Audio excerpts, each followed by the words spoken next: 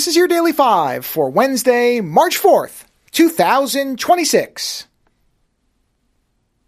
As one of the final films for our Black History Month commentary series, actually our second to last film, we watched 1973's Blackenstein, The Black Frankenstein, which seems like a very unnecessary subtitle. I would guess that if you're watching a movie titled Blackenstein, you probably can put together what the movie's about, but nonetheless, that is the full title, so I'm giving you the full title.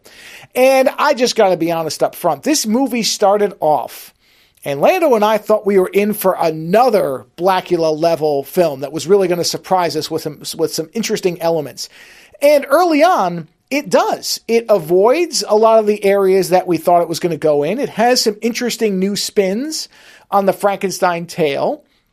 But unfortunately, after setting up some interesting avenues to explore, the movie really just doesn't go much of anywhere and becomes almost to the point of fall asleep boring, because it just seems like they didn't know what to do with the tools that they had given themselves. So just as a couple of examples of what I'm talking about. The movie's, number one, this is the only film, I think, in the entire run of our movies, the only one that has no element of racism in it, which is a very refreshing change for a lot of stuff that we've watched. We've watched some heavy movies for this series, and it was nice to watch one where race really wasn't a factor, outside of the fact that the main monster was a black man, but his race really wasn't a factor. And so that was an interesting thing. The doctor, Dr. Stein, the person who has the formula that is creating this monster, he's not evil. He's a white scientist who is not evil. Again, in a movie like this where you would probably expect that, and especially coming off of Blacula. But the white scientist, not evil. The individual who becomes the monster is not dead. He is a Vietnam vet who's lost all his limbs. And when he becomes the monster, it's in pursuit of regrowing those limbs.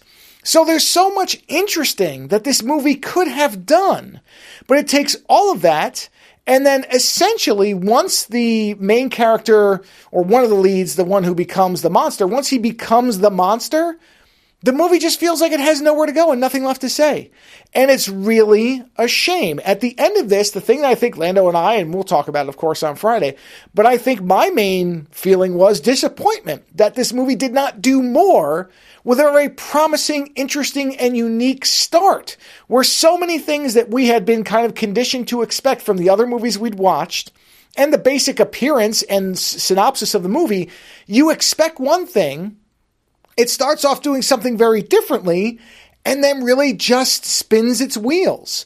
There's nothing that's specifically terrible about it, but it almost might have worked better if it had just gone the conventional route of making it about an individual who'd been wronged and had been made into a monster and was just, meting out justice on people who had persecuted him.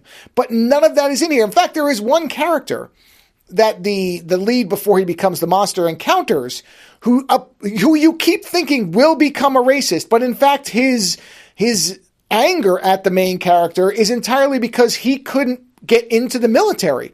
Nothing, again, to do with race, which is just extraordinary. And the movie just doesn't know what to do with it. And it's too bad, because there's just a lot of things that could have been done. Perfect remake material, by the way. Somebody should take this core concept, the opening of this movie, and the way it sets things up, the characters all the same, and make a better movie out of it. This would be an ideal film for somebody to capitalize on the fact that it does things that are in many ways very different from what an audience would expect. And I wish I could tell you that this movie, like Blacula, had been a real surprise in the way that it treated the characters, in the actual setup, in the execution. That movie is everything that Blackenstein is not. And it's a shame, because again, I'm not going to say it's a badly made movie. That would really be unfair. It's perfectly well made as far as the movie itself goes. Everybody in it is good. There's some effect shots, that type of thing. All of that is fine. But as you watch it, you're going to find yourself wishing more and more that the movie would actually do something. And unfortunately, all the way through, once the main character becomes the monster, ironically, when he turns into the monster, the movie turns into mostly a very dull affair. So I wish I could recommend Blackenstein, but honestly, except for completionists, I really can't. Later.